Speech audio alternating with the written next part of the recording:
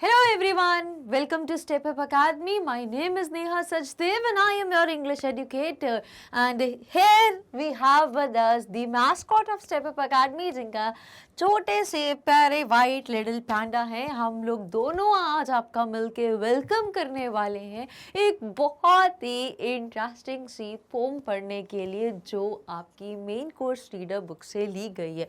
I am talking to majorly 12th class board aspirants and the title of the poem is Aunt Jennifer's Tigers. Aunt Jennifer का tiger के बारे में यहाँ पे बात करिए which is the last poem of your main course reader book. अब Aunt Jennifer's Tigers, तो ये जो एक छोटी सी चीज़ यहाँ पे ग्रामेटिकली आपको बताना चाहूँगी जो इसके टाइटल से हमें समझ में आ रही है और फिर बताऊँगी ये टाइटल क्या है और क्या चीज़ें हैं इसमें. देन Aunt Jennifer's Tiger, तो ये जो अपॉस्ट्रोफी एस है ये क्यों यूज़ किया जाता है? पोजेशन बताने के लिए, रिलेशन बताने के लिए. तो अपॉस्ट्रोफी एस का के की हिंदी में जब हमें बताना होता है उसका, उसके, उसकी, तो हम वहाँ पर अपॉस्ट्रोफी एस यूज़ करते हैं. तो यहाँ पे सब्जेक्ट कौन है? जेनिफर. जेनिफर के टाइगर्स जो हैं उनके बारे में यहाँ पर बात हो रही है. तो ये जो पोम है ये बहुत ही इंटरेस्टिंग सी है और बहुत ही ब्यूटीफुल पोम है जो मेजरली बेस की गई है रियल लाइफ सिचुएशन पे, जो एक विमेन पोस्ट हर मैरिज जिन सर्कमस्टांसेस को, जिन सिचुएशंस को फेस करती हैं और लाइफ कैसे ड्रास्टिकली चेंज हो जाती है पोस्ट मैरिज, क्या क्या स्ट्रगल्स फेस करनी पड़ती है सर्वाइवल के लिए, कैसे ये मेल डोमिनेटिंग सोसाइटी में फीमेल एक ओप्रेस्ड और सप्रेस्ड हो जाती है. It is all about this pome. ये सारी चीज़ें हम डिस्कस करेंगे इस पोम में. सो जल्दी से पहले इसका इंट्रोडक्शन लेते हैं. सबसे पहले पोएट का इंट्रोडक्शन लेंगे, फिर पोम का इंट्रोडक्शन और फिर हम वर्ड टू वर्ड इस पोम को डिस्कस करेंगे. कुछ पोएटिक डिवाइसेस डिस्कस करेंगे जो इस पोम से रिलेटेड है.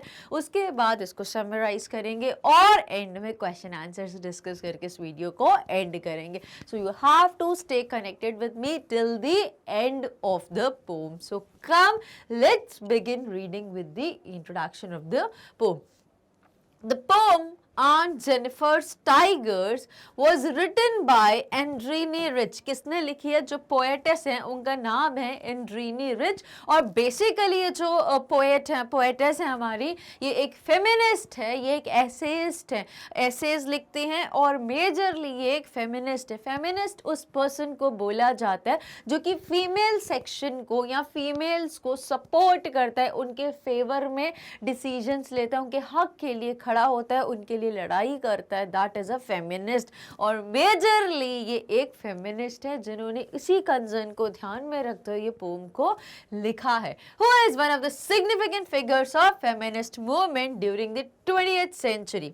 As the title suggests, the poem is about an old married lady who is trapped in a male dominating marriage. अब यहाँ पे जो पोम है बेसिकली वो किसके बारे में है?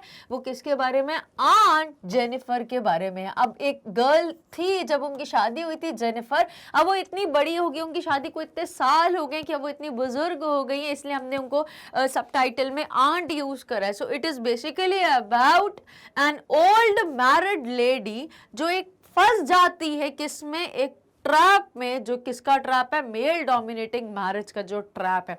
शादी के बाद मेजॉरिटी ऑफ द केसेस में ऐसा होता है कि जो हस्बैंड्स चाहते हैं, जो मेल्स चाहते हैं फैमिली में, वैसा ही होता है. फीमेल्स की खुद की जो डिज़ायर्स होती है, जो विश होती हैं, उनके जो खुद के होप्स, एक्सपेक्टेशंस होते हैं, उनकी जो हॉबीज़ होती हैं, वो कहीं ना कहीं उनको ख़त्म करनी होती हैं बिकॉज उनकी घर में नहीं चलती हैं. जो हस्बैंड चाहते हैं वही females are force to do that, they are abide, they are born to do जो हस्बैंड्स को अच्छा लगता है, जो उनको पसंद है, जो चीज़ें उनको खुशी दें. सो दे इट इज़ समथिंग लाइक जो फीमेल्स होती हैं वो मेल्स के हाथ में पपेट्स बन जाती हैं. They just act according to their husbands wish and desire. उनकी खुद की लाइफ ख़त्म हो जाती है.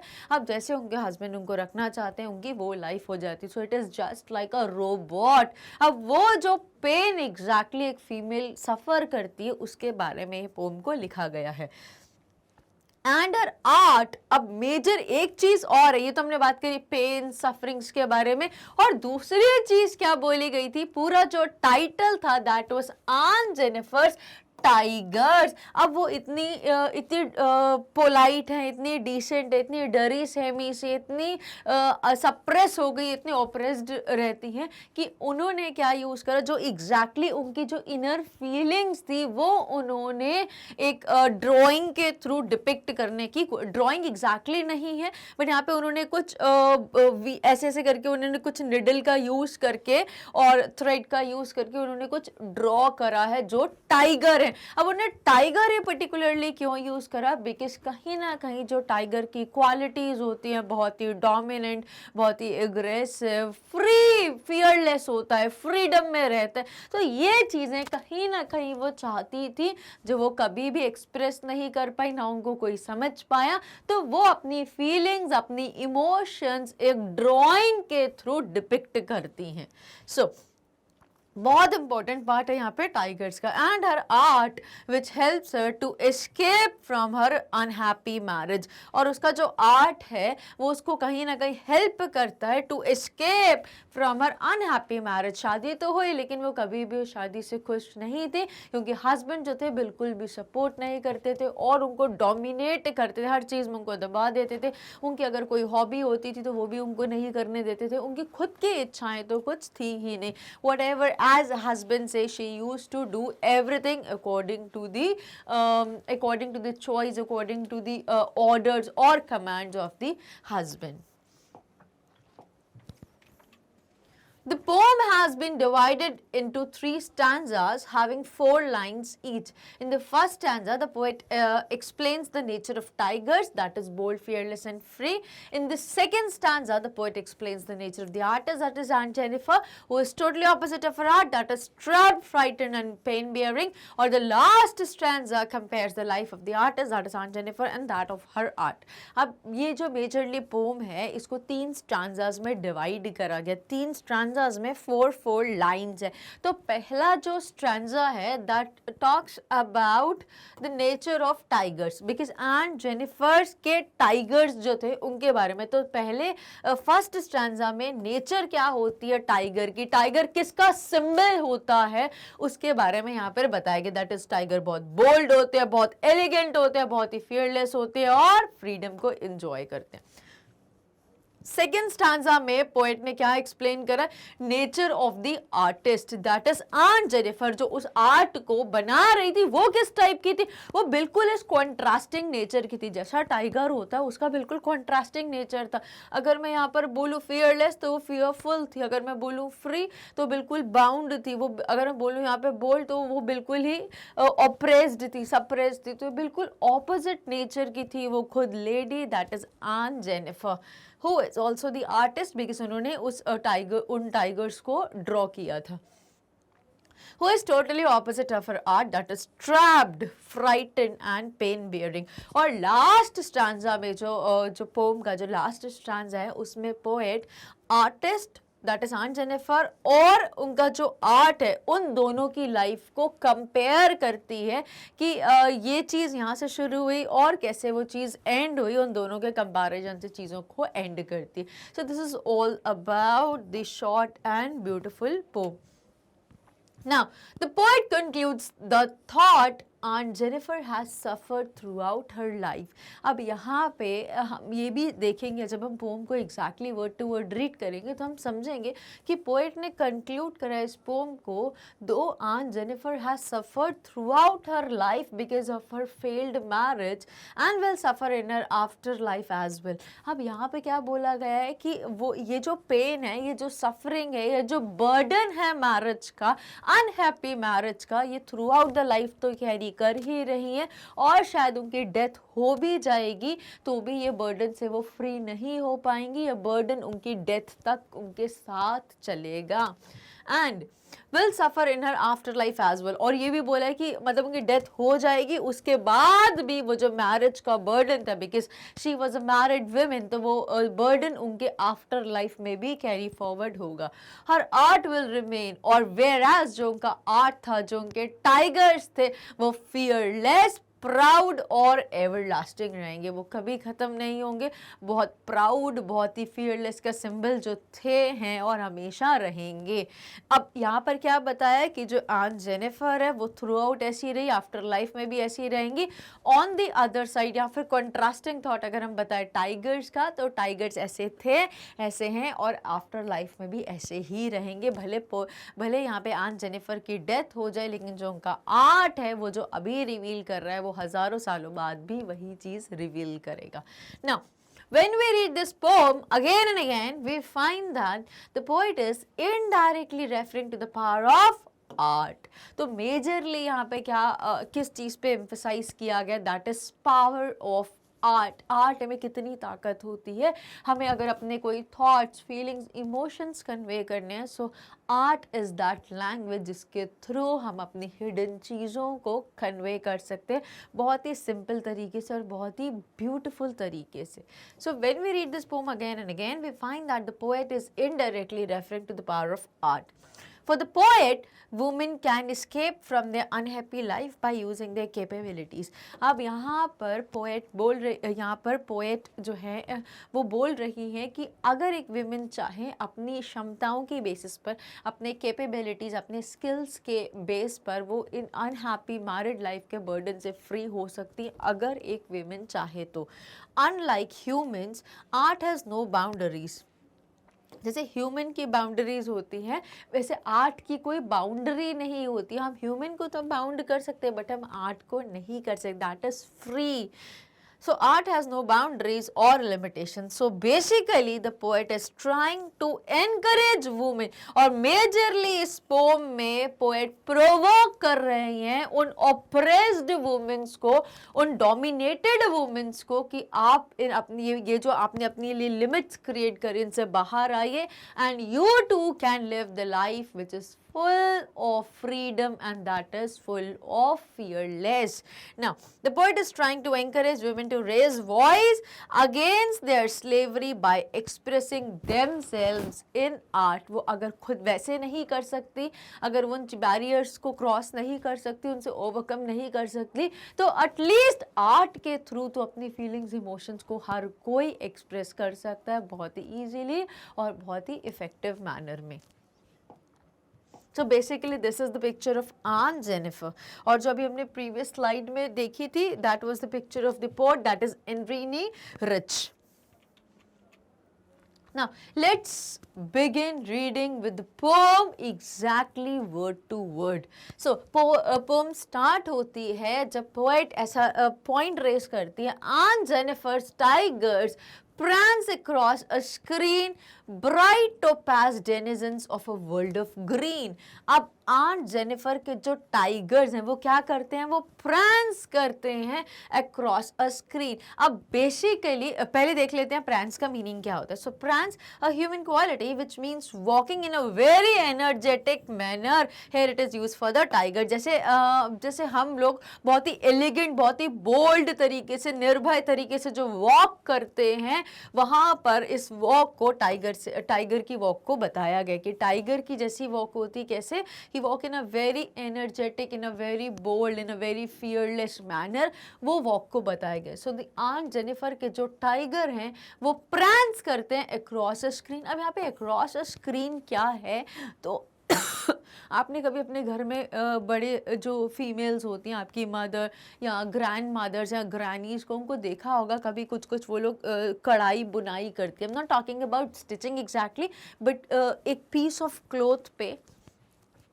ऐसा कुछ फ्रेम होता है और उसमें ये लोग कुछ ऐसा कुछ ड्रॉ करते रहते हैं ये फ्रेम में, और यहाँ पर कुछ इनका क्लॉथ है, ये बाहर होता है। तो ऐसे एक क्लॉथ है, उसके ऊपर फ्रेम पुट करते हैं और उसके ऊपर कुछ कढ़ाई करते रहते हैं, कुछ उस पर बुनाई करते रहते हैं using different kinds of threads और वुल्स। तो ये सारी चीज़ों का यूज़ करके, तो यहाँ पर ये जो अक्रॉस अ स्क्रीन है वो उस पैनल को बोला गया है, उस पीस ऑफ क्लॉथ को बोला गया है जिस पर आंट जेनिफर अपने टाइगर्स को एम्ब्रॉयड कर रही थी। Now Aunt Jennifer's tiger sprans across a screen, तो ऐसा लग रहा था वो उस पर्टिकुलर पीस ऑफ क्लॉथ पे वो बहुत ही एलिगेंट तरीके से, बहुत ही फियरलेस तरीके से और बहुत ही बोल्ड डोमिनेटिंग वे में वो वॉक कर रहे हैं, जैसा वो एग्जैक्टली चाहती थी। ये सारी चीजें क्या बता रहे हैं, जो आंट जेनिफर चाहती थी कि उनके साथ ऐसा हो या फिर वो ऐसी लाइफ लीड करना चाहती थी, अब वो अपनी सारी विशेस डिजायर्स वो टाइगर के थ्रू एक्सप्रेस कर रही है। और टाइगर क्यों ऑप्ट करा, because tiger is a symbol of bravery, freedom, boldness, elegantness. तो ये सारी चीजों के लिए उन्होंने टाइगर को ऑप्ट करा। Bright topaz denizens of a world of green. अब टोपाज क्या होता है, so it means a shiny crystal which is yellow, so colour of tiger भी येलो होता है। टोपाज बेसिकली एक स्टोन होता है, एक जेम होता है जिसको हम फिंगर में पहनते हैं, जिसको हिंदी में पुखराज बोलते हैं। वो बहुत ही ब्राइट येलो कलर का होता है। अब यहाँ पे टोपाज क्यों यूज करा है, बिकॉज जो टाइगर का कलर होता है वो बहुत ही टाइगर येलो कलर के ब्राइट शाइनी रहते हैं, तो इसीलिए ब्राइट टोपाज डेनिजन्स। अब डेनिजन्स क्या, द नेटिव और सिटीजन ऑफ अ प्लेस, जो पर्टिकुलर किसी जगह के रहने वाले लोग। अब ये टाइगर कहाँ के रहने वाले होते हैं, घने जंगलों में, डेंस फॉरेस्ट में, ग्रीनरी में रहने वाले लोग रहते हैं। So bright topaz denizens of a world of green. A world of green यहाँ पे किसको रेफर कर रहा है, रिप्रेजेंट्स फॉरेस्ट है। इस पोम में फॉरेस्ट को, world of green is always greenery, greenery जहाँ पे घने बड़े बड़े और बहुत ही ब्रॉड ट्रीज होते हैं, वहाँ पर टाइगर्स रहते हैं। तो टाइगर्स की जो नेटिव प्लेस है वहाँ पर टाइगर रहते हैं, वो भी ब्राइट टोपाज, वो ग्रीनरी में अलग ही येलो कलर के शाइन करते हैं जब वो इधर से उधर मूव करते हैं। और वो कैसे मूव करते हैं, बहुत ही प्राउडली, बहुत ही dominantly, without fear and with full of freedom. तो ये थॉट एग्जैक्टली टाइगर के थ्रू आंट जेनिफर बता रही हैं, बिकॉज वो ऐसा करना चाहती हैं। Heading with the next line, they do not fear the men beneath the tree, they pace in sleek chivalric certainty.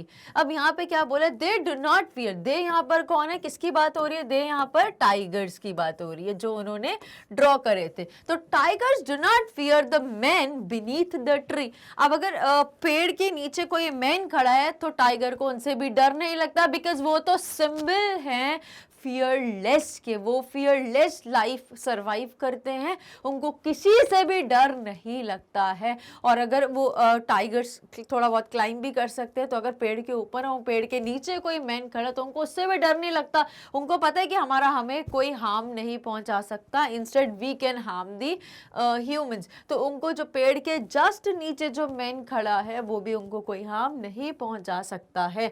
They pace and sleek chivalric certainty. अब दे पेस, पेस का यहाँ पे स्पीड बताने के लिए यूज किया गया है, और स्लीक यहाँ पे क्या बता रहा है, बहुत ही एलिगेंट वे में, बहुत ही मतलब बहुत ही बोल्ड, बहुत ही डोमिनेटिंग से तरीके से। वो जो तेज दौड़ के उनकी जो स्पीड है, they pace in sleek chivalric certainty. अब शिवलरिक के बारे में क्या इसका मीनिंग क्या है, a social code of humans that has boldness, heroism and courage. तो शिवलरिक यहाँ पे उन हीरोज को बोला जाता है जिनमें बोल्डनेस होती है और जिनमें करेज होती है। तो यहाँ पे बोला गया है कि इनको टाइगर्स को जो शिवलरिक करते हैं, certainty that is confidence, here it shows the way the tiger is confident while he walks. जब वो चलता है उसको किसी से कोई डर नहीं लगता, वो बिना डर के बहुत ही प्राउड, बहुत ही एलिगेंट वे में उस पूरे जंगल में इधर से उधर वॉक करता है। तो यहाँ से हमें ये समझ में आ रहा है कि जो आंट जेनिफर है वो अपने ही घर में, उनका जो वर्ल्ड, जैसे टाइगर के लिए वर्ल्ड ऑफ ग्रीन उनका फॉरेस्ट था, वही उनका घर था, वही उनकी नेटिव प्लेस थी। और आंट जेनिफर का जो घर था, जो शादी के बाद जिस घर में रह रही थी, वो उस घर में फ्रीडम से मूव नहीं कर सकती थी, because she used to move as per her husband. अगर उनके हस्बैंड बोलते तुम यहाँ पे रहो तो यहाँ पे रहती, वो बोलते थे कि वहां जाओ तो वहां जाती थी।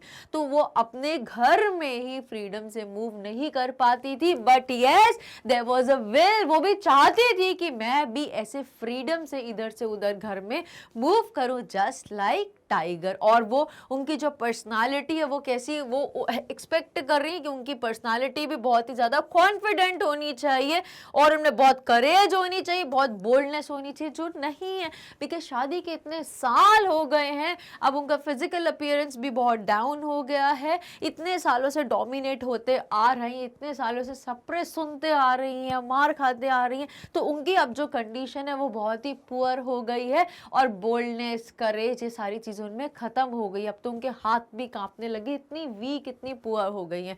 तो कहीं ना कहीं लेकिन वो चाहती हैं कि मैं भी वो बोल्डनेस से, वो करेज से पूरे घर में अपनी जो चमक है अब उसको दिखाते हुए पूरे घर में इधर से उधर घूमूं without any fear. Now Aunt Jennifer's fingers fluttering through her wool find even the ivory needle hard to pull.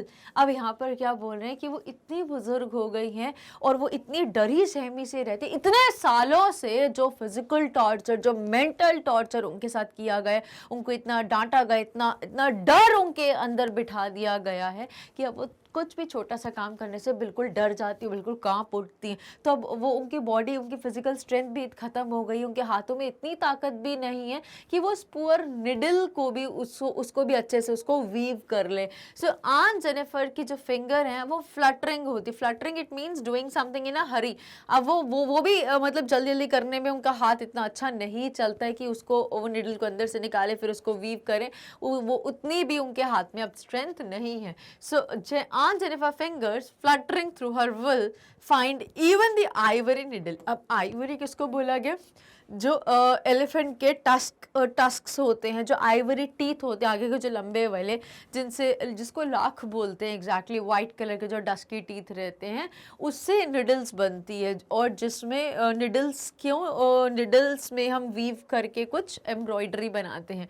सो वो निडल के बारे में बात करें, they find Aunt Jennifer's fingers fluttering through her wool find even the ivory needle hard to pull. और वो इतनी हल्की सी जो एक निडल होती है वो भी उनको बहुत मेहनत लग रही है कि उसको एक जब पुल करने के लिए फिर अंदर डालें, फिर उसको वीव करें, फिर बाहर निकालें, तो उसमें भी उनको बहुत मेहनत लग रही है, उनको बहुत हार्ड वर्क लग रहा है इतना सा करना। उनके हैंड्स में इतनी भी स्ट्रेंथ अब नहीं बची, इतनी ज़्यादा डर सहम गई है। और यहाँ पे ये भी पता चलता है बिकॉज ये वो क्यों कर रही थी, उनके हस्बैंड नहीं चाहते थे, ये आउट ऑफ हर विश कर रही थी। अब ये उनकी हॉबी थी, उनको अच्छा लगता था, या उनको कहीं ना कहीं अपने थॉट्स एक्सप्रेस करने थे और एक्सप्रेस करने के लिए कोई नहीं था। So she thought of an idea कि वो एम्ब्रॉयडरी बनाए, ऐसी चीज़ की जो वो चाहती हैं अपनी लाइफ में करना बट कभी भी कर नहीं पाई, और शायद अब उनको मौका भी नहीं मिलेगा बिकॉज उनकी एज अब काफ़ी ओल्ड हो गई है। तो ये वो करना चाहती थी लेकिन अपने हस्बैंड की परमिशन से नहीं, हस्बैंड उनको परमिट नहीं करते थे। वो चाहते थे कि वो कंसिडर करते थे कि ये सारी फालतू की चीज़ें तुम अपना टाइम पास कर रही हो, ये सब मत करो और काम के काम करो। तो वो कहीं ना कहीं उनसे छुप के, डर सहम के ये सारे काम करती थी, तो वो और फ्लटर करती थी उनके fingers. The massive weight of uncle's wedding band sits heavily upon aunt Jennifer's hand. अब मैसिव वेट, बहुत भार था, किसका? मैसिव इज हेवी, हेवी और ह्यूज। अब यहाँ पे बहुत ही भार था, किस चीज का भार था? Weight of uncle's wedding band. Wedding band क्या होता है? शादी के टाइम पे जो रिंग पहनाई जाती है to tie in a wedding knot, वो वेडिंग बैंड यहाँ पे एंगेजमेंट रिंग को रेफर कर रहा है as it's written here. So क्या आपको लगता है कि एक एंगेजमेंट रिंग का वेट बहुत ज़्यादा हैवी होता है? नहीं, बहुत हैवी नहीं होता। बट यहाँ पे आंट जेनिफर को क्यों लग रहा है कि the massive weight of uncle's wedding band sits heavily upon aunt Jennifer's hand.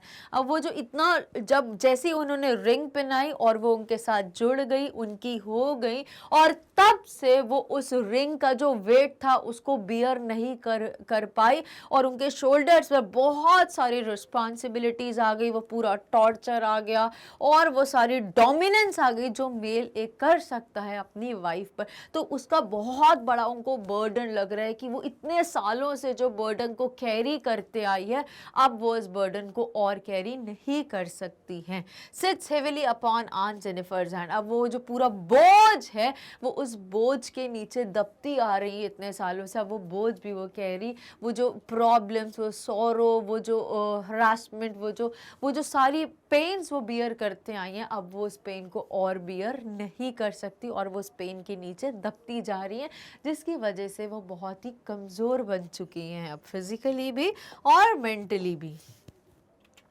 Now, when aunt is dead, her terrified hands will lie, still ringed with ordeals she was mastered by. अब यहाँ पे क्या बोला गया है, जब aunt की death हो जाएगी, बिकॉज वो बहुत ओल्ड हो गई हैं अब like it is very clear कि death might be very near to her, तो जब उनकी डेथ हो जाएगी, व्हेन आंट इज डेथ, और जब वो लाइफलेस हो जाएंगी, हर टेरिफाइड हैंड, एक्सट्रीम फियर और एक्सट्रीमली अफ्रेड ऑफ समथिंग, बिल्कुल डरे सहमे साथ हर समय कांपती रहती थी। अरे अरे अब अंकल आ गया, अब उनके हस्बैंड आ गया, उनको डर लगता था पता नहीं क्या बोलेंगे, उनको फिर से मार देंगे, कोई गलत काम तो नहीं हो गया उनसे, कोई ऐसा काम था जो उन्होंने बोला था और वो अच्छे से नहीं कर पाई तो फिर डांट पड़ेगी, फिर तो पूरा टाइम वो उनका जो मेंटल प्रेशर था, वो टॉर्चर था, वो उससे हमेशा डरती रहती थी और उनके हाथ हमेशा कांपते रहते थे। So when aunt is dead, अब बोला पोएट यहाँ पे बोल रहे कि जब आंट की डेथ हो जाएगी, उनके जो डरे सहमे से जो हाथ हैं, हर टेरिफाइड हैंड्स विल लाई, तो उनके जो बिल्कुल डरे सहमे से जो कांपते रहते हैं जो हाथ है वो भी बिल्कुल फ्री हो जाएंगे, लाइक दे विल ऑल्सो लाई, वो ऐसे लूज, बिकॉज लाइफ लेस हो गए, हाथ बिल्कुल ऐसे ओपन हो जाएंगे, गिर जाएंगे, कोई मूवमेंट नहीं, अब बिल्कुल नहीं कांपेंगे वो। Still ringed with ordeals she was mastered by, और वो लेकिन वो एक चीज़ जो रिंग जो उनके हस्बैंड ने उनको पहनाई थी वो उनको तब भी उनके साथ रहेगी, वो बर्डन जिसके साथ वो जा रही हैं वो अब भी ख़त्म नहीं हुआ है। वो बर्डन कौन सा, वो बर्डन जो वो सफरिंग वो लेके जा रही हैं वो अब भी उनके साथ ही है। She ring with ordeals she was mastered by, so ordeals किसको बोलेंगे, अ वेरी अनप्लेजेंट एक्सपीरियंस, बहुत ही बुरे एक्सपीरियंस को यहाँ पे ऑर्डील्स, जो जितने भी उन्होंने थ्रू आउट हर मैरिड लाइफ जितनी भी नेगेटिव चीज़ों को एक्सपीरियंस किया है, वो मार, वो डांट, वो कमेंट्स, वो नेगेटिव कमेंट्स, वो इल बिहेव, वो डिसरिस्पेक्ट, वो थ्रू आउट हर लाइफ वो बियर करते आई हैं, that is all ordeals here she was mastered by, so gain control over, she was mastered by मतलब जो उनको पहना दी गई थी और उनका कंट्रोल उन्होंने पूरा अपने हाथों में ले लिया था। तो यहाँ पर let's read once again, when aunt is dead, और जब फाइनली आंट जेनिफर की डेथ हो जाएगी तो उनके जो डरे कांपते से हाथ हैं वो भी बिल्कुल फ्री हो जाएंगे, लेकिन हाथ तो फ्री हो जाएंगे, फियरलेस हो जाएंगे, बिकॉज अब वो कांप नहीं रहे हैं क्योंकि उनमें कोई जान ही नहीं बची है। बट वो जो रिंग थी, शी वॉज रिंग्ड विद ऑर्डील्स, वो जो एक बंधन है, वो जो रिंग है वो एग्जैक्टली यहाँ पे फिंगर की रिंग नहीं बता रहा, वो उनको पूरा उन्होंने बांध लिया है, उन्होंने अपने कब्जे में कर लिया, उनको ट्रैप कर लिया एक रिंग में, उनको बांध के उनको अपना पपेट बना लिया, वो जैसे चाहे उनको यूज करते हैं। So that is still ringed with ordeals she was mastered by, और जिसने उनको जिनकी ओनरशिप ले ली थी, जिनके अंडर वो जिनके कब्जे में वो आ गई थी, उसके बारे में यहाँ पे बोला गया है, she was mastered bye. The tigers in the panel that she made will go on prancing proud and unafraid, और लास्ट में यहाँ पर पोएट बोलती हैं, लेकिन जो आंट जेनिफर ने जो टाइगर बनाए थे उस पीस ऑफ क्लॉथ पे, उस पैनल में, उस रिंग में जो बनाया था, दैट शी मेड, जो उन्होंने बनाए थे, विल गो ऑन prancing, वो तो बिल्कुल बिना किसी डर के, बिना किसी फियर के, वो प्राउडली एलिगेंटली वो तो मूव करते ही रहेंगे, विथ प्राउड एंड अनअफ्रेड, बिना डरे, निडर होके, निर्भय होके, वो तो अपने फॉरेस्ट में, अपने घर में, अपनी नेटिव प्लेस पर बहुत प्राउडली इधर से उधर घूमते रहेंगे। सो this is all about which is said in the lines of the poem. Now let's immediately begin with reading the summary of the poem. In this poem, the poet describes a lady whom she addresses as Aunt Jennifer. अब इस poem में जो हमने अभी सब कुछ समझा उसको summarize way में जल्दी से समझ रहे हैं। So in this poem, इस poem में Aunt Jennifer's Tigers में ये जो poet है वो क्या describe कर रही है, एक lady के बारे में जिनको वो address करती हैं as Aunt Jennifer. अब aunt क्यों बोल रही है, because उनकी age बहुत ज़्यादा हो गई है, वो काफ़ी old हो गई हैं, वो आंटी बन गई हैं. So that is as Aunt Jennifer. The poet also says that she is doing embroidery on a piece of cloth. अब पोएट यहाँ पे क्या बता रही है कि वो क्या कर रही है, वो एक पीस ऑफ क्लॉथ पे वो कुछ कढ़ाई बुनाई कर रही है. स्वेटर्स पे हम कुछ पैच वर्क करते हैं, कुछ फ्लावर्स बनाते हैं, कुछ डेकोरेट करते हैं, तो प्रोबेबली वो कोई टेबल क्लॉथ है या कोई वॉल हैंगिंग है जिसपे वो कुछ ड्रॉ कर रही हैं, वो एम्ब्रॉयडरी कर रही हैं basically on a piece of cloth. That could be a wall hanging और table cloth. Moreover she has made it with beautiful tigers. और उन्होंने उस पे क्या बनाया है, ब्यूटीफुल टाइगर्स की एम्ब्रॉयडरी करी है. That are running fiercely in the green forest. और जो बिना किसी डर के निर्भय होके फॉरेस्ट में एक जगह से दूसरे जगह तक भागते हैं, दौड़ते हैं, फ्रीडम से फियरलेस होके. Further, she describes their beauty in comparison to a topaz. और क्या बताती है, उनकी ब्यूटी को डिफाइन करते हुए वो इतने स्लीक होते हैं, इतने चमक वाले होते हैं, इतने डोमिनेटिंग लगते हैं कि they shine like a topaz. उनकी बॉडी इतनी क्रिस्टल चमकने वाली होती है, दे शाइन लाइक समथिंग. तो वो भी कहीं ना कहीं मिस कर रही हैं कि उनके जो यंग एज थी उसमें वो भी कितनी एलिगेंट या कितनी ब्यूटीफुल हुआ करती थी. बट अब एज की वजह से और दूसरा जो डोमिनेंस उन्होंने इतने सालों तक सहती आई हैं उसकी वजह से अब तो उनकी स्किन, उनकी बॉडी और वो पूरी बहुत ज़्यादा ख़राब हो चुकी हैं. सो वो चमक जो थी, वो जो रौनक थी उनके चेहरे पे, वो बिल्कुल ख़त्म हो गई. अभी कि जितने साल से डर सहम के ऐसी लाइफ को जीते जीते अब उनकी बहुत पुअर कंडीशन हो गई है.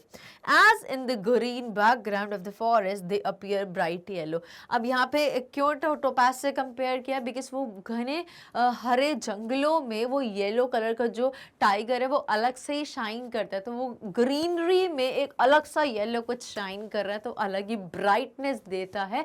और ऐसा भी बोल सकते हैं which adds on to the beauty of the forest. तो वो भी कहीं ना कहीं आंट जेनिफर भी ऐसा एक्सपेक्ट करती हैं कि मैं एग्जैक्टली इस घर को ब्यूटिफाई करने के लिए मतलब बनी हूँ. Like the lady of the house, the wife of the husband exactly meant to beautify the home. But उनके साथ क्या हो रहा था, उनके साथ बिल्कुल नेगेटिव ट्रीटमेंट किया जा रहा था जिसकी वजह से उनकी लाइफ बहुत ही ऑप्रेस्ड हो गई थी. Company of men doesn't affect them as they are fearless. अब यहाँ पे क्या बोल रहे हैं, men की जो कंपनी होती है that even doesn't, यहाँ पे them कौन है, यहाँ पे टाइगर्स की बात हो रही है. So company of men doesn't affect them as they are fearless. और कितने भी कोई भी आ जाए इंसान खड़े हो आसपास, उनको उनसे भी डर नहीं लगता बिकॉज उनको इतना प्राउड, इतना करेज, इतने कॉन्फिडेंट, इतने बोल्ड होते हैं tigers. At this point, we can sense the contrast of behavior between the ant and tigers.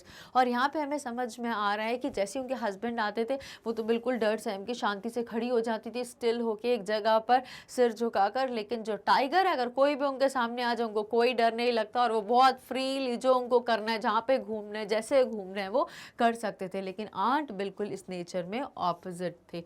So although tiger made by her is fierce, she is afraid of her husband. But उन्होंने जो tiger बनाया वो तो बहुत fearless बनाया है, लेकिन खुद तो बहुत ही फियरफुल हैं वो. According to the poet, tigers are the proud and fearless citizens of the forest. अब पोएट के हिसाब से टाइगर्स कौन होते हैं, टाइगर्स बहुत ही प्राउड और फियरलेस सिटीजन्स होते हैं, जो जिनको अपने आप में बहुत प्राउड होता है, बहुत गर्व होता है कि हम we are the proud citizen living in the forest. उनको अपने आप में बहुत प्राउड होता है और वो किसी से भी नहीं डरते, फियरलेस सिटीजन्स होते हैं फॉरेस्ट के. These creatures are very elegant and shiny. और इनकी जो बॉडी रहती है वो बहुत ही एलिगेंट सी दिखती है और बहुत ही शाइनी दिखती है, बहुत अलग से ही ग्रीनरी में वो चमकते हैं जैसे कि टोपाज चमकता है. तो यहाँ से हमें समझ में आ रहा है, इसको टाइगर को देख के भी हम कंपेयर कर सकते हैं. और वेयर एज जो आंट जेनिफर थी वो बिल्कुल इसके कॉन्ट्रास्टिंग नेचर में थी, बट वो चाहती थी ऐसा बनना या काश वो ऐसी हो सके, but that is not possible now. In this paragraph, the poet defines Aunt Jennifer's fear of her husband. और यहाँ पर क्या बता रहे हैं इस पैराग्राफ में, पोएट डिफाइन करते हैं आंट जेनिफर का फियर ऑफ हर हस्बैंड, कि अपने हस्बैंड से वो कितना डरती थी, वो एग्जैक्टली कांप उठती थी अपने हस्बैंड से. While doing embroidery, she says that her fingers shake with the fear of her husband. अब उनके हाथ ऐसे लगता था बिल्कुल जैसे हम किसी डर के कारण से बॉडी हमारी वाइब्रेट होने लग जाती है, कांपने लग जाती है, एज की वजह से, डर की वजह से बॉडी में जो फिजिकल स्ट्रेंथ है वो कम हो जाती है, तो हमारी बॉडी कांपने लग जाती है. तो यहाँ पे बोला गया while doing embroidery she says that, और जब वो एम्ब्रॉयडरी करती है, जो टाइगर्स की एम्ब्रॉयडरी कर रही थी उस पीस ऑफ क्लॉथ पे, she says that her fingers shake with the fear of her husband. और जैसी उनके हस्बैंड की उनको आवाज़ आती है, जैसी हस्बैंड उनको आवाज़ है तो एकदम से कांप उठती थी कि अब मुझे मार पड़ेगी, अब वो डांटने आएंगे कि यार तुम ये क्या काम कर रही हो, वैसे और कोई काम नहीं है, घर का काम करो, ये क्या ड्राइंग और ये क्या एम्ब्रॉयडरी कर रही हो. So as her husband doesn't approve her hobby of embroidery, क्योंकि उनके हस्बैंड को बिल्कुल पसंद नहीं था कि वो अपनी मर्जी से, कोई अपनी इच्छा का, फ्री विल से कोई अपना काम करे, तो उस चीज़ के लिए बहुत कांप उठती थी एकदम से. Hence she quivers while she is embroidering the piece of cloth, और इसलिए वो बिल्कुल कांप उठती थी जब वो अपने एम्ब्रॉयडरी करती थी. Also it becomes difficult for her to pull the needle up and down, और उनके लिए निडल को ऊपर लाना फिर नीचे करना, जब हम ऐसे वीव करते तो निडल को हमें ऐसे कर, तो उनके लिए इतना हैंड मूवमेंट करना भी बहुत ज़्यादा टफ हो रहा था, बहुत मेहनत का काम हो रहा था उनके लिए, बिकॉज उनके हैंड्स में अब इतनी भी स्ट्रेंथ नहीं बची थी. After that, she defines her wedding ring which her husband gave her on their wedding day. और इसके बाद वो क्या करती है, अब वो किसके बारे में डिफाइन कर रही है, उनकी वेडिंग रिंग के बारे में, जो एंगेजमेंट रिंग थी जो उनके हस्बैंड ने उनको वेडिंग डे पर पहनाई थी, which her husband gave her on their wedding day. In addition, she sees it as a kind of burden to wear this ring. अब वो क्या बोलते हैं, इसके अलावा वो जो रिंग थी, उस रिंग से वो एक सिर्फ एक उन्होंने एक रिलेशन में वो टाई नहीं हुए थे, एक रिलेशन में बाउंड नहीं हुए थे, बट एग्जैक्टली उनकी पूरी लाइफ अब बाउंड हो गई थी, वो पूरी बंध गई थी throughout her life to obey the instructions, to follow the orders and just to execute the commands which are given by her husband. तो उस एक छोटी सी रिंग की वजह से वो पूरी की पूरी उस रिंग में बंध गई थी उनका लाइफ, उनको ऐसा लगता था कि अब मेरी पूरी लाइफ बाउंड हो गई है उस चीज में, which her husband gave her on their wedding day. In addition, she sees it as a kind of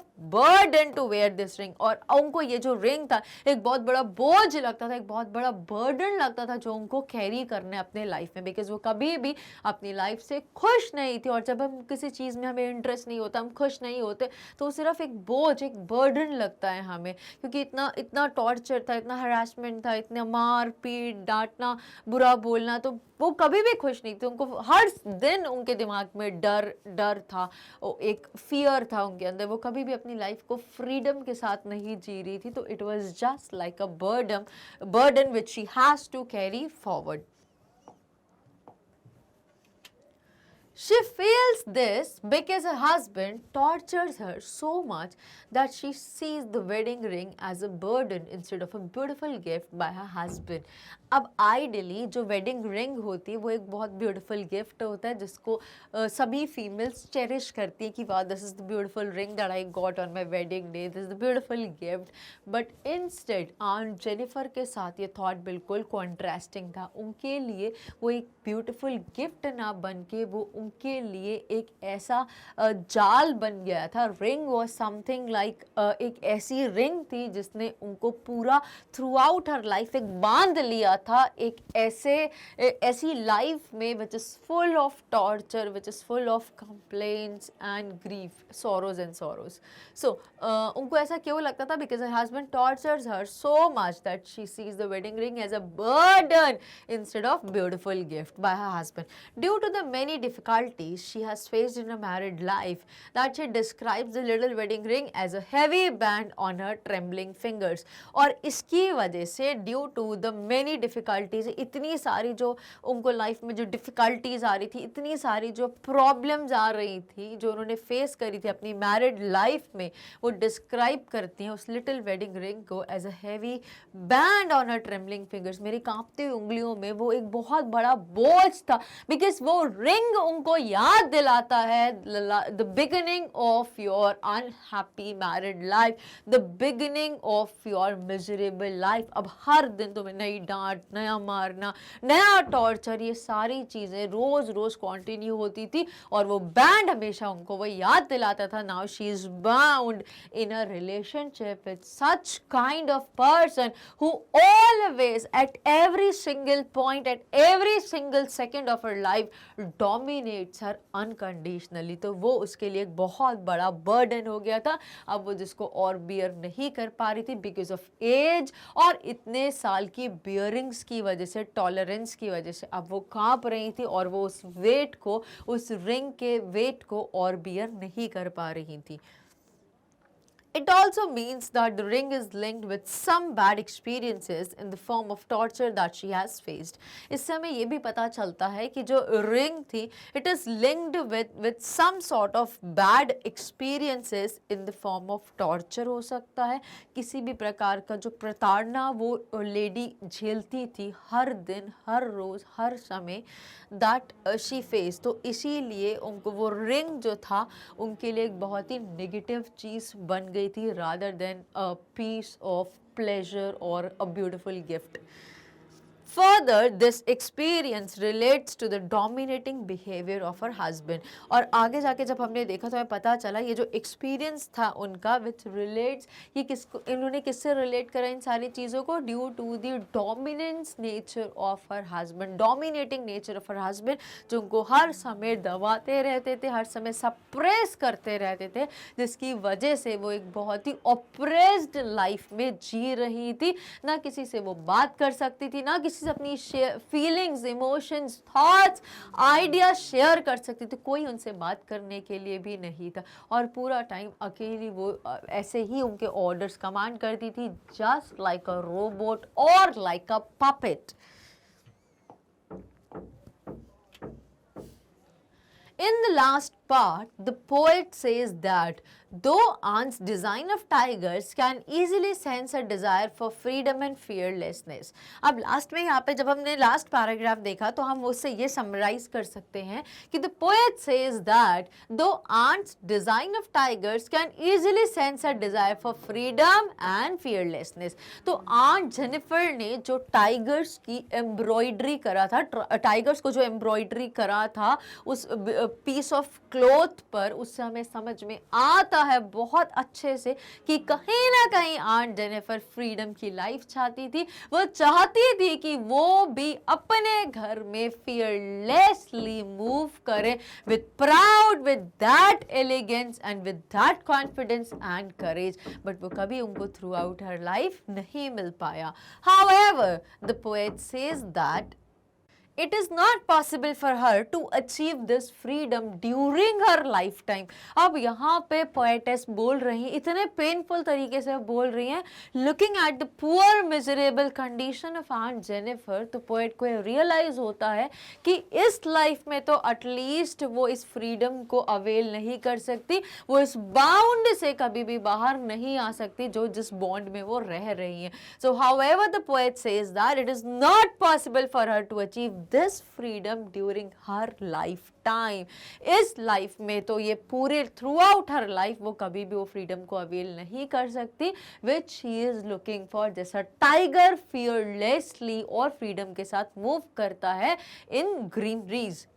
Only after her death she'll attain freedom। अब बोलते हैं कि सिर्फ जब होंगी ये फ्रीडम तो उनको तब ही वो जब लाइफ से फ्री होंगी तभी इस बर्डन से भी फाइनली फ्री होंगी। जब वो मतलब वो फ्रीडम का भी क्या मतलब, जब वो लाइफ से ही फ्री हो गया, वो लाइफ लेस हो गई है, तभी वो फियरलेस होंगी, वो अदरवाइज फियरफुल ही रहेंगी। But the irony here is that even then she will be tied with the chains in the form of her husband's wedding ring। लेकिन पुअर बात यहाँ पे इतना आईनी यहाँ पर ये है कि उस समय भी जब उनकी रिंग होगी तो उस समय जब उनकी डेथ होगी तब भी वो जो वेडिंग रिंग है वो किसी बेड़ियों से कम का काम नहीं करेंगी। वो उस रिंग को, वो रिंग तब भी उनको बांध के रखेंगी वो ड्यूटीज, वो ऑब्लिगेशंस, वो रिस्पॉन्सिबिलिटीज से। और वो जब मरेंगी भी, जब उनकी डेथ भी होगी तब भी फ्री डेथ नहीं होगी, उनकी उस बर्डन के साथ ही डेथ होगी। But the irony here is that even then she will be tied with chains in the form of her husband's wedding ring. तो यहाँ पे बहुत पेनफुल तरीके से विमेन की जो पेन्स हैं उनको डिपिक्ट किया गया है। Now, this ring is the only proof of the pains that she had faced from her husband. अब ये जो ring है ये सिर्फ उसका एक प्रूफ है, जो भी पेन्स, जो भी प्रॉब्लम्स, जो भी सॉरो जो उन्होंने अपने हस्बैंड से लिए हैं, ये सिर्फ उसका एक प्रूफ है और इससे ज़्यादा कुछ वो नहीं है बैंड की वैल्यू उनके लिए। So this ring is the only proof of the pains that she had faced from her husband.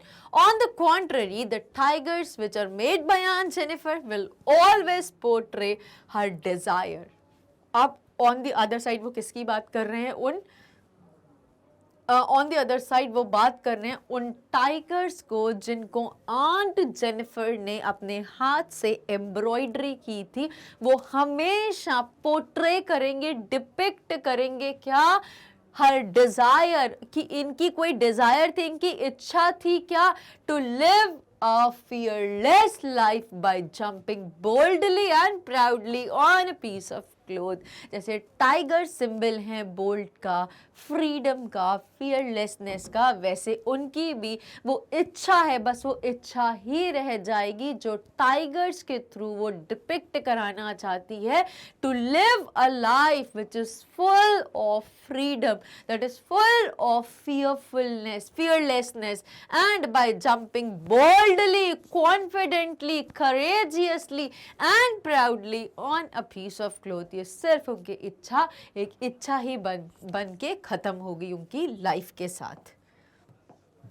So this is all about the beautiful discussion of the poem which is based on the problem of the oppressed condition of a female in the society. Now let's immediately conclude the poem और उसके बाद हम poetic devices को discuss करेंगे. So by Aunt Jennifer's Tiger summary, the poet wants to represent the life of a woman who has to live, मजबूरी में उनको ऐसी लाइफ जीनी पड़ती है अंडर कॉन्स्टेंट फियर, लगातार एक डर के एटमॉस्फेयर में उनको रहना पड़ता है फ्रॉम हर हस्बैंड के कॉन्टिन्यूअस टॉर्चर में, फिर भी वो रहती है because she has tied in a knot with XYZ person. वो ऐसे एक रिश्ते में बंध चुकी है, वो एक ऐसे बंधन में बंध चुकी है जहाँ पे चाह कर भी वो उस बॉन्ड से फ्री नहीं हो पा रही, ना उस बॉन्ड को ब्रेक कर पा रही हैं।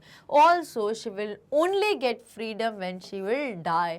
और क्या बोला गया है कि ये फ्रीडम उनको तभी मिलेगी जब वो अपनी लाइफ से फ्री हो जाएंगी, जब उनकी डेथ होगी तभी ये सारे बॉन्ड्स उनके ख़त्म हो जाएंगे, बिकॉज तब तो उनकी लाइफ ही एंड हो जाएगी, तो जो चीज़ें लाइफ से जुड़ी हुई हैं वो सारी चीज़ें भी तभी एंड होंगी।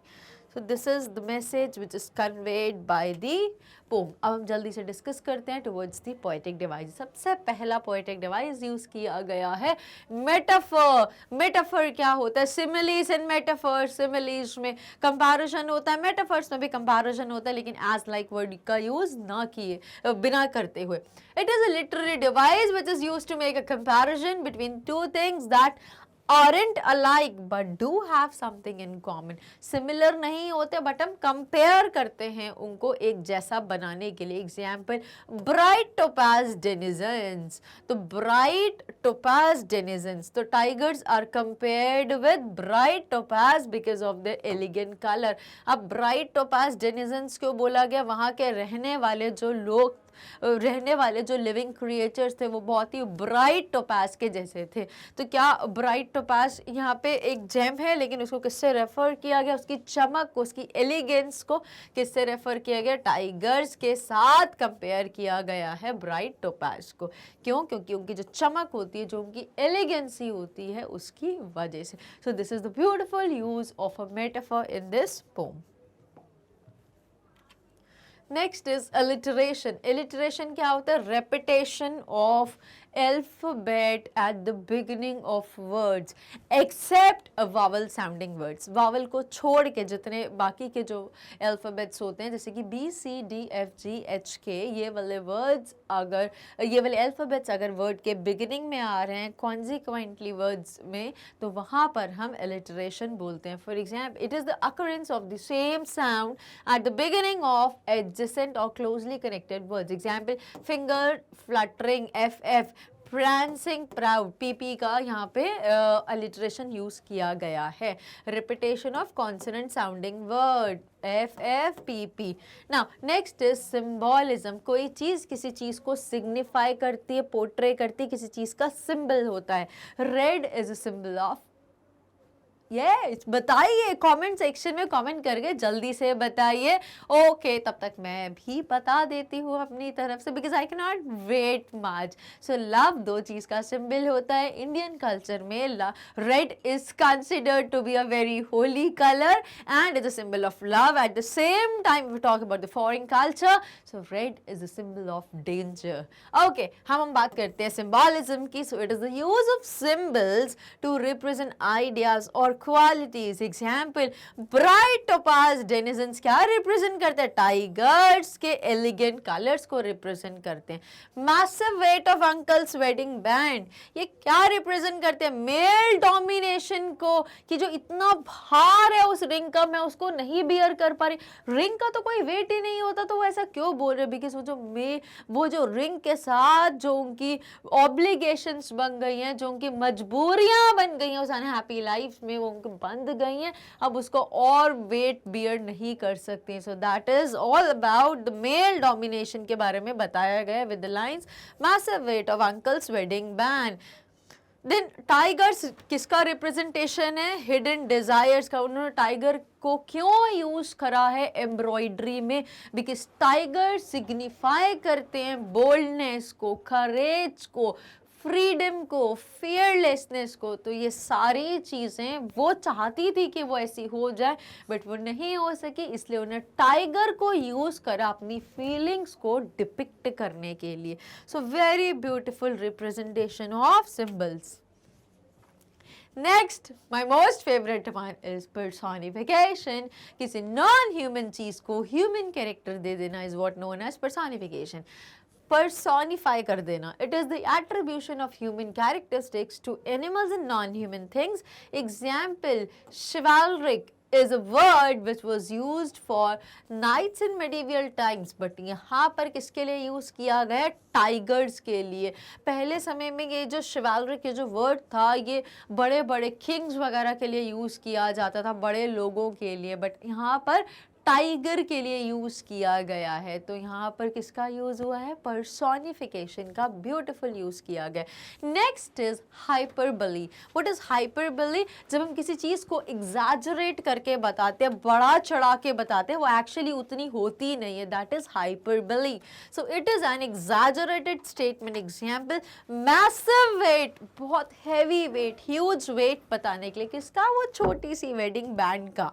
सो massive weight of uncle's wedding band sits heavily upon Aunt Jennifer's hand. The weight of wedding band cannot be heavy, but it symbolizes mental trauma of marriage. But यहाँ पे वो क्या बता रहे हैं? वो जो mental trauma उनको होता था, वो जो pain, जो suffering थी उस ring की वजह से, तो यहाँ पे उन्होंने बहुत बड़ा चढ़ा के बताया कि उस हैवी रिंग, वो मैसिव जो ह्यूज जो वेट बताया उस रिंग का, वो उनके हाथों पर था. मतलब जो बर्डन था वो अनहैप्पी लाइफ का, वो पूरा उनके ऊपर आ गया, जिसको वो कभी भी एंजॉय नहीं करती थी. Hyperbole. Next is transferred epithet. Transferred epithet क्या होता है? हम किसी क्वालिटी की वजह से दूसरी चीज़ को डिस्क्राइब करते हैं. So it is a poetic device in which adjective is transferred from the noun it is meant to describe to another noun in the sentence. Example, terrified hands, ये किसको रेफर करता है? To Aunt Jennifer who herself is terrified. अब terrified किसको बता रहा है? वो डरी से, क्या उनके सिर्फ हाथ ही डरते कांपते थे? वो पूरी डरी सहमी सी रहती थी। तो वो जो डरी सहमी सी वो खुद रहती थी, वो आंट को बताने की जगह हमने हैंड का यूज कर लिया। तो एडजेक्टिव जब किसी और जब एडजेक्टिव जिस नाउन के लिए यूज किया जाता है उसको ना बता के किसी और नाउन पे हम ट्रांसफर कर देते थे, उसको बोलते हैं transfer epithet. Now next is enjambment. Enjambment क्या होता है? Continuation of a sentence or clause across a line break. अब अभी हमने देखा था कई बार repetition होता है एक word का या एक line का या एक phrase का बार बार आता है, तो उसको हम enjambment बोलते हैं। It is the continuation of a sentence or clause across a line break. Example, the massive weight of uncle's wedding band sits heavily upon Aunt Jennifer's hand. तो ये जो massive weight of uncle's wedding band sits heavily upon Aunt Jennifer's hand, ये enjambment का बहुत अच्छा example use किया गया है यहाँ पे। Now, this is all about the different poetic devices used in the poem. Now, let's immediately discuss with the question answers which are given at the end of your poem. और हम ऐसा भी अब तो बोल सकते हैं which is given at the end of your NCERT book. Now, सबसे पहला कौन सा question आता है? How do denizens and chivalric add to our understanding of the tiger's attitudes? तो denizen किसको रेफर कर रहा था? हमने पढ़ लिया है, वहाँ के नेटिव लोकल लोगों को बोल्डनेस, करेज और फ्रीडम के लिए हमने शिवालरिक वर्ड का यूज करा था। हीरोइज्म बताने के लिए हमने वर्ड यूज किया था। जल्दी समझ लेते हैं ये टाइगर के एटीट्यूड के बारे में क्या बता रहे हैं। Like all beasts of prey, the tigers are the denizens of the forest. जैसे कि सब शिकारियों के लिए कोई शिकार होता है, वैसे जो टाइगर्स होते हैं ये डेनिसन्स होते हैं फॉरेस्ट के। ये जंगल के लोकल क्रिएचर्स होते हैं जो वहाँ पे बहुत प्राउडली सर्वाइव करते हैं। They live far away from human settlements. ये लोगों के साथ में या लोगों के बीच में नहीं रहते हैं, ये फार अवे ह्यूमन सेटलमेंट्स जहाँ पे होती है, जहाँ पे घर बंगले, जहाँ पे सोसाइटीज़ होती हैं, वहाँ पे नहीं रहते, दूर रहते हैं। They are called chivalric. इनको chivalric क्यों बोला गया? This indicates the majestic and honorable position that they occupy in the world of animals. मतलब वो animals के बीच में भी जो इनको respect मिलती है, जो honorable position इनको मिलती है, कि tigers को हम बहुत top पे मानते हैं। Despite lion is the king, but हम टाइगर को बहुत ही ज़्यादा बहुत ही हम एलिगेंट, बहुत ही बोल्ड, एक अलग ही चमकता हुआ जब भागता है, वो फॉरेस्ट में दौड़ता है तो अलग ही अट्रैक्शन लेता है। तो वहाँ पर हम जो हम ह्यूमंस को पहले दिया करते थे, अब वो चीज़ें यहाँ पे एक एनिमल डिजर्व करता है एक फॉरेस्ट में। So the use of the word denizens and chivalric adds to our understanding of the tiger's attitude. बहुत ही सिंपल आंसर था। I hope it was quite clear to you. नहीं आया तो बार बार उस वीडियो को पॉज करिए और फिर आंसर को पढ़ते जाइए। Heading with the next question, how do denizens and chivalric Heading with the next question, why do you think Aunt Jennifer's hands are fluttering through her wool in the second stanza? अब यहाँ पर मुझे एक छोटी सी चीज़ बतानी है। I want to correct you in the pronunciation. तो ये जो word है जिसको बहुत सारे लोग बोलते हैं wool, wool, exactly wool नहीं होता, it is wool. So जैसे ऐसा pronunciation होता है ना VUL, wool, तो हम इसको wool, pull, wool ऐसा बोलना है हमें। So what do you think Aunt Jennifer's hands are fluttering through her wool? आपको क्यों लगता है ऐसा कि Aunt Jennifer के हाथ के हैंड्स जो है वो फ्लटर करते थे जब वो निडल से वुल को ऐसा एम्ब्रॉयडरी करती थी? In the second stanza, why is she finding the needle so hard to pull? और उनको वो निडल इतनी हैवी, इतनी हार्ड क्यों लगती थी पुल करना, फिर उसको इनवर्ड अप डाउन करने के लिए? सो Aunt Jennifer is weaving tigers on the panel. Her hands are moving about her wool. She is finding the needle quite hard to pull.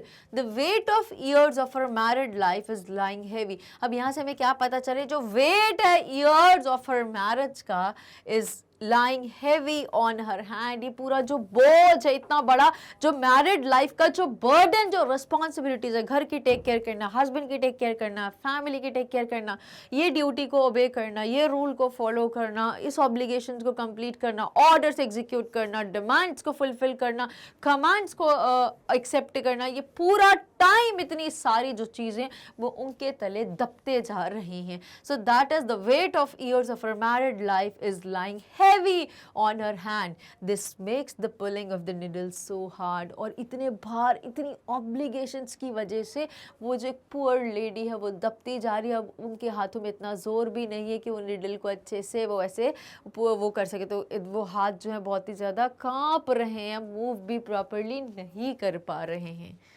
So this is all about this answer. Heading with the next one. What is suggested by the image? Massive weight of uncle's wedding band. इसको हमने बहुत बार बहुत अच्छे से justify किया है. Let's read once again. So it suggests the weight of the harsh and tough experience of Aunt Jennifer's married life. ये जो massive weight है wedding band का of uncle, ये जो uncle ने जो उनको wedding band दिया था उसका बहुत massive weight, तो वो वेट किसका है?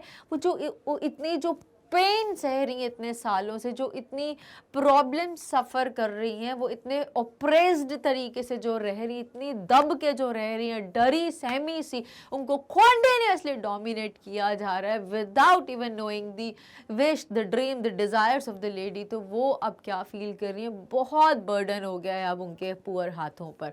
So it suggest the weight of the harsh and tough experience of her Aunt Jennifer's married life. The image is quite suggestive.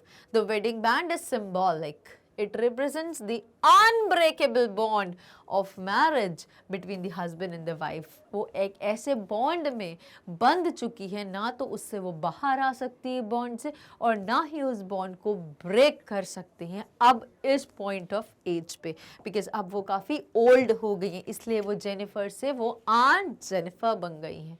Of what or of whom is Aunt Jennifer terrified with in the third stanza. तो third stanza of the poem में किस चीज़ से या किस से Aunt Jennifer डरी हुई हैं? In the third stanza, the poet refers to Aunt Jennifer's terrified hands. The old unhappy memories are still fresh in her mind. अब वो यहाँ पे क्या, किस चीज़ से वो टेरिफाइड है, वो किस चीज़ से डरी हुई हैं? So that is third stanza में पोएट रेफर करते हैं आंट जेनिफर के टेरिफाइड हैंड्स को. ओल्ड अनहैप्पी मेमोरी, जितनी भी पुरानी, जितनी भी अनहैप्पी जो मेमोरीज थी वो अभी भी उनके दिल और दिमाग में बहुत फ्रेश हैं. उनको बहुत अच्छे से अपना हर एक इंसिडेंट, हर एक लाइफ का मोमेंट बहुत अच्छे से याद है, जब उन्होंने सफ़र किया, जब उन्होंने वो पेन को बियर करा था, टॉर्चर का, ह्यूमिलेशन का, मारने का, पीटने का, अब्यूज़ करने का. She had pass through many testing and horrible times during her married life. और उन्होंने अपनी मैरिड लाइफ में बहुत सारी ऐसी चीज़ों को, बहुत सारे ऐसे टेस्ट को और बहुत सारे ऐसे हॉरिबल टाइम्स को फेस करा है, जिसकी वजह से वो बहुत ज़्यादा डर सहम गई हैं. दीज ऑर्डील्स क्रश्ड एंड सप्रेस्ड हर. और जितने भी बुरे बुरे एक्सपीरियंसेस हुए हैं उनकी लाइफ में पोस्ट हर मैरिज, वो सारी चीज़ों ने क्या करा है, उनको क्रश कर दिया है और सप्रेस, बिल्कुल उनको चूर चूर, उनको पूरा तोड़ दिया है. उनका दिल दिमाग पूरा टूट चुका है इस लाइफ से, इस मैरिड लाइफ से, इस हस्बैंड से. और अब वो पूरी तरीके से टूट चुकी है, क्रश हो गई और पूरी दब चुकी हैं, सप्रेस्ड हो गई हैं. Their effect is still visible. अब ये जो सारी जो नेगेटिव कॉन्सिक्वेंसेस, सारे जो नेगेटिव हैपनिंग्स हुए हैं उनके साथ, जितने भी उन्हें लाइफ में ऐसी एक चीज़ों को एक्सपीरियंस किया है, वो सारे भी उनको अभी विविडली याद हैं, बहुत ही क्लियरली विजिबल हैं. So she is still ringed with those ordeals that dominated her life. और इसीलिए वो आज भी उनको ऐसा फील होता है, ये एक सिर्फ एक वेडिंग रिंग नहीं है, एक वेडिंग बैंड नहीं है, बट एक ऐसा रिंग है जिसने मेरी एंटायर लाइफ को टिल माय डेथ को मुझे बांध दिया है, एक ऐसे पेन में, एक ऐसे सफरिंग में जिसमें मेरे पास कोई ऑप्शन नहीं है, ऑप्शन नहीं बचा except to live the way the things are going. अब वो कुछ भी नहीं कर सकती, ना वो बाहर आ सकती है, ना उस बॉन्ड को ब्रेक कर सकती है, और ना ही वो कुछ और अपने लिए इनिशिएटिव ले सकती है। Next, what are the ordeals Aunt Jennifer is surrounded by? Why is it significant that the poet uses the word ringed? What are the meanings of the word ringed in the poem? तो क्या यहाँ पे ringed होने का मतलब वो exactly wedding ring या engagement ring से है? No, never. वो ring क्या है? वो एक ऐसी बेड़ियाँ हैं, ऐसी chains हैं, slavery की ऐसी chains हैं जिससे उनको बांध दिया गया है। वो चाह के भी वो फ्रीडम में नहीं रह पा रही, वो फियरलेसली नहीं जी पा रही है। So let's immediately read with the answer. The poem addresses the experience of marriage in the midst of constrictions. The word ringed is significant. It suggests that the vicious grip or her unhappy married life is still holding her tightly. वो जो unhappy married life है वो अभी भी उसको जकड़े हुए है। The word ringed has been used in two ways. First is the conventional use. Hair ring is symbol of the sacred bond of marriage.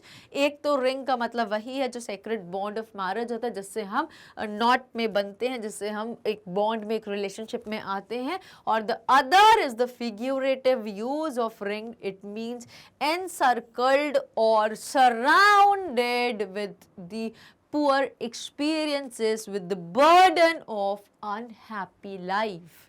So this is again very beautifully depicted the two meanings of ring. Heading with the next question, why do you think Aunt Jennifer created animals that are so different from her own character? What might the poet be suggesting through this difference? अब यहाँ पर question क्या पूछ रहा है हमसे कि आपको ऐसा क्यों लगता है कि आंट जेनिफर ने क्रिएटेड टाइगर्स, स्पेसिफिकली जो एनिमल है उन्होंने क्या, tigers, that are so different from her own character. वो तो बिल्कुल अलग थी और जो उन्होंने कैरेक्टर स्केच किया था वो बिल्कुल ही डिफरेंट था। ऐसा क्यों? What might the poet be suggesting through this difference? Poet क्या सजेस्ट करना चाहते हैं इस डिफरेंस से, इस कॉन्ट्रास्टिंग चीजों से? The tigers are prancing proudly, confidently, courageously, elegantly. वो इधर से उधर कूद रहे हैं, जंप कर रहे हैं out of the panel. They pace in sleek chivalric certainty. They do not fear the men beneath the tree. Thus, they are the symbols of strength, fierceness, and beauty. Strength, fierceness, and beauty. Aunt Jennifer, on the other side, is weak and terrified. Her hands are finding it difficult to pull through her wool. The massive weight of the wedding band sits heavily on her hand. Her terrified hands are still ringed by the ordeals of married life. The contrast heightens the intensity. अब ये जो contrasting जो examples दिए हैं, ये यहाँ की चीज़ों को, ये दो examples को, दो images को, Aunt Jennifer की और टाइगर को बहुत ही intensive करता है, बहुत ही क्लियरली डिपिक्ट करता है the drastic difference between the two. Interpret the symbols found in this pome. हमें क्या करना है, हमें उन सिंबल्स का जो यूज किया गया है इस पोम में, हमें उनको इंटरप्रेट करना है। हमने सिंबॉलिज्म जो एक सिंबॉलिज्म जो एक पोएटिक डिवाइस हमने जिसके बारे में पढ़ा था, जिसमें हमने देखा था ये इस चीज़ का सिंबल है, ये इस चीज़ को सिग्निफाई करता है या पोर्ट्रे करता है। अब इस आंसर में हम उन सारे सिंबल्स को इंटरप्रेट करेंगे, समझेंगे कि ये किस चीज़ के सिंबल हैं इस पोम में। So Adrienne Rich Aunt Jennifer's Tigers, इन्होंने जो लिखी है पोएटेस ने, एड्रीन रिच ने, Aunt Jennifer's Tigers is rich in symbolism.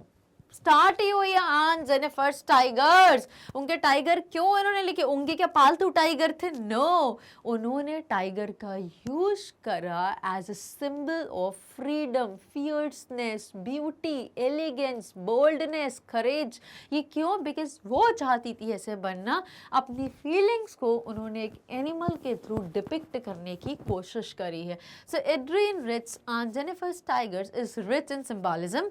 The massive weight, पहला कौन सा यूज हुआ यहाँ पे? Massive weight of wedding band symbolize क्या करता है? ऑर्डील्स, जितने भी हार्डशिप और वरीज एक मैरिड लाइफ में होती हैं। Terrified hands and ringed with ordeals also indicate those unpleasant experience that are still clinging to Aunt Jennifer physically and mentally। वो जो सारी experiences हैं, bad experiences हैं, वो जो सारी negative incidences हुए हैं उनके साथ लाइफ में, वो अभी भी उनके दिल में, उनके दिमाग में बहुत clearly evitable हैं, जिसकी वजह से उनकी personality अब ऐसी बन गई है, बहुत ही weak सी, बहुत ही terrified सी, डरी सहमी सी, बहुत ही कमज़ोर सी। So these are the beautiful words जो हमें ये symbolize करते हैं। Heading with the next question, do you sympathize with Aunt Jennifer? What is the attitude of the speaker towards Aunt Jennifer? क्या आपको Aunt Jennifer के साथ personally कुछ sympathy है? Of course. Do you sympathize with Aunt Jennifer? What is the attitude of the speaker towards Aunt Jennifer? This is very important question. You must practice it well. Yes, we do sympathize with Aunt Jennifer. She has experienced hardships and ordeals during her married life. उन्होंने इतनी hardships, इतने challenges throughout her married life face करे हैं कि जिसकी वजह से हम उनके साथ बहुत ही sympathize हैं। The attitude of the speaker towards Aunt Jennifer is equally sympathetic। और जो attitude है speaker का, poetess का यहाँ पर Aunt Jennifer के साथ, वो भी उतना ही sympathetic है जितनी हमको sympathy हो रही है Aunt Jennifer के साथ। The poetess or the poet gives many suggestive images and symbols to present an old lady who has passed through painful experiences। अब poet ने बहुत सारी ऐसी images suggest करी हैं, ऐसे सिंबल्स प्रेजेंट करे हैं ओल्ड लेडी के who has passed through painful experiences as well as unpleasant and terrifying periods। मतलब इतने पेनफुल चीज़ें उन्होंने फेस करी, इतने पेनफुल एक्सपीरियंस और इतने अनप्लेजेंट और इतने कहीं तो इतने हॉरिबल, इतने टेरिफाइंग सिचुएशंस उनके साथ हुई हैं during her married life. So we have a high sympathy towards Aunt Jennifer and one must definitely have। So, with these we are done with the discussion of all the question answers which are given after the completion of the poem, that is the Aunt Jennifer's Tigers। So, here we end with the video. I hope you find the video quite interesting, lesson giving and informative। अब my personal message at the end of the video is this कि please just break that traditional male dominant society।